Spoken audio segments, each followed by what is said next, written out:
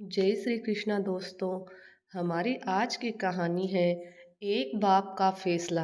अगर आपको मेरी ये कहानी पसंद आए तो लाइक और सब्सक्राइब ज़रूर करिएगा। क्या बताऊँ मम्मी, आजकल तो बासी कढ़ी में भी उबाल आया हुआ है। जब से पापा जी रिटायर हुए हैं, दोनों लोग फिल्मी हीरो हीरोइन की तरह दिन भर अपने बगीचे में ही झूले पर विराजमान रहते हैं। न अपने बालों की सफ़ेदी का लिहाज है, न बहू बेटे का। इस उम्र में दोनों मेरी और नवीन की बराबरी कर रहे हैं। ठीक है माँ, मैं आपसे बाद में बात करती हूँ, शायद सासू माँ आ रही है। सासू माँ ने बहू की बातें कमरे के बाहर सुन ली थी, पर नज़रअंदाज करते हुए खामोशी से चाय सोनम को दे दी। सासू माँ बहू सोनम को चाय देने के पश्चात पतिदेव अशोक जी के लिए चाय ले जाने लगे।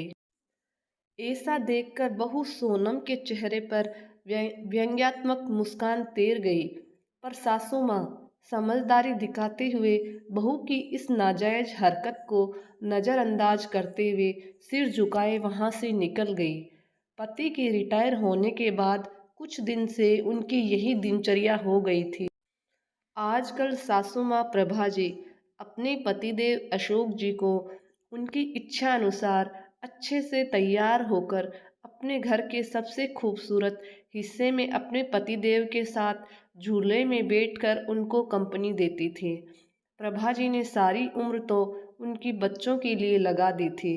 कोठीनुमा घर अशोक और प्रभा का जीवन भर का सपना था, जो उन्होंने बड़ी मेहनत से साकार किया था।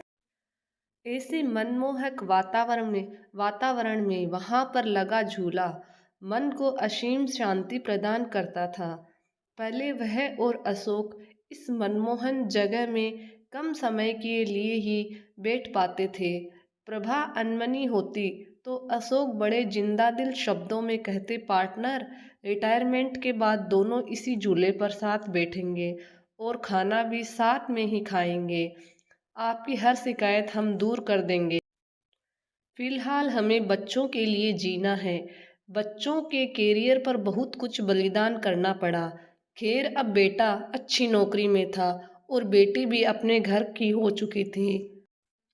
रिटायरमेंट के बाद घर में थोड़ी रौनक रहने लगी थी। अशोक जी को भी घर में रहना अच्छा लग रहा था। पहले तो बड़े पद पर थे, तो कभी उनके कदम घर में टिकते ही नहीं थे। लेकिन उनकी बहू सोनम अपने पति नवीन को उनके माता पिता के लिए ताने देने का कोई मौका न छोड़ती। उसने उस कोने के बगीचे से छुटकारा पाने के लिए नवीन को एक रास्ता सुझाते हुए कहा, क्यों ना हम बड़ी कार खरीद लें नवीन। आइडिया तो अच्छा है, पर रखेंगे कहाँ? एक कार रखने की ही तो जगह है घर में। नवीन थोड़ा चिंतित स्वर में बोला, जगह तो है ना, वो गार्डन तुम्हारा जहाँ आजकल दोनों लव बर्ड्स बैठते हैं। सोनम व्यंग्यात्मक स्वर में बोली, थोड़ा तमीज से बात करो, नवीन क्रोध से बोला। लेकिन फिर भी सोनम ने अपने पति को पापा जी से बात करने का मन बना लिया। अगले दिन नवीन कुछ कार की तस्वीरों के साथ शाम को अपने पिता के पास गया और बोला, पापा, मैं और सोनम एक बड़ी गाड़ी खरीदना चाहते हैं।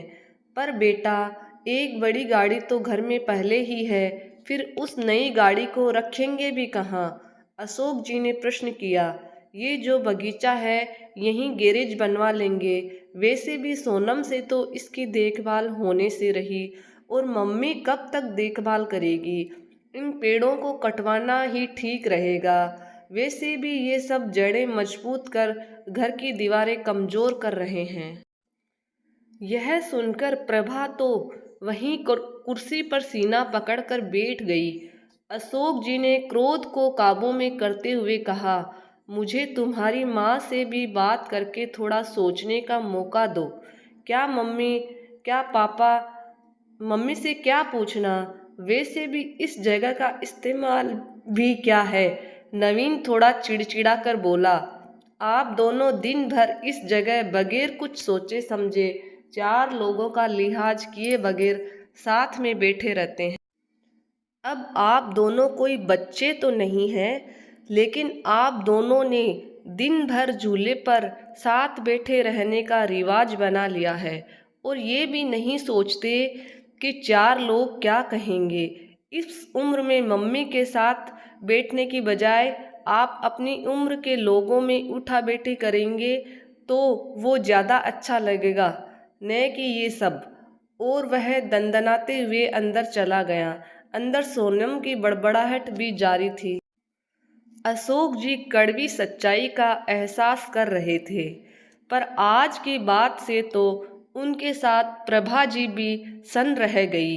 अपने बेटे के मुंह से ऐसी बातें सुनकर दोनों का दिल भर आया और टूट भी चुका था। रिटायरमेंट को अभी कुछ ही समय हुआ जो थोड़ा सुकून से गुजरा था। पहले की जिंदगी में तो भागम भाग में ही निकल गई थी। बच्चों के लिए सुख साधन जुटाने में निकल गई। अशोक जी आज पूरी रात ऊहा पोह में लगे रहे। कुछ सोचते रहे, कुछ समझते रहे और कुछ योजना बनाते रहे। लेकिन सुबह जब वे उठे तब बड़े शांत और प्रसन्न थे। वे रसोई में गए और खुद चाय बनाई। कमरे में आकर पहला पकड़ाया और दूसरा खुद पीने लगे।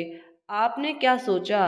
प्रभा ने रोआन से लहजे में पूछा। मैं सब ठीक कर दूंगा, बस तुम धीरज रखो, अशोक जी बोले। पर हद से ज्यादा निराश प्रभा उस दिन पौधों में पानी देने भी न निकली और न ही किसी से कोई बात की। दिन भर सब सामान्य रहा, लेकिन शाम को अपने घर के बाहर टू लेट का बोर्ड टंगा देख नवीन में भौचक्के स्वर में अशोक से प्रश्न किया, पापा, माना कि घर बड़ा है, पर ये टू लेट का बोर्ड किस लिए?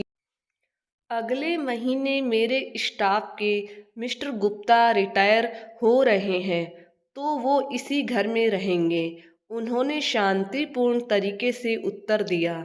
हैरान नवीन बोला, पर कहाँ?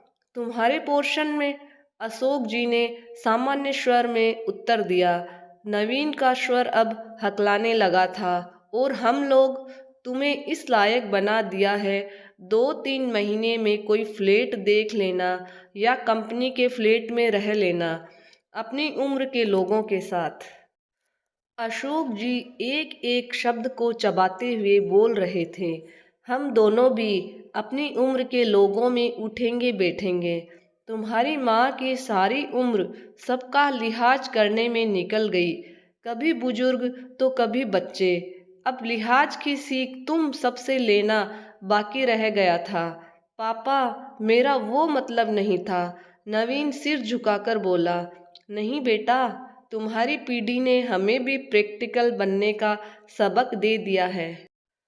जब हम तुम दोनों को साथ देखकर खुश हो सकते हैं, तो तुम लोगों को हम लोगों से दिक्कत क्यों है? इस मकान को तुम्हारी माँ ने बनाया।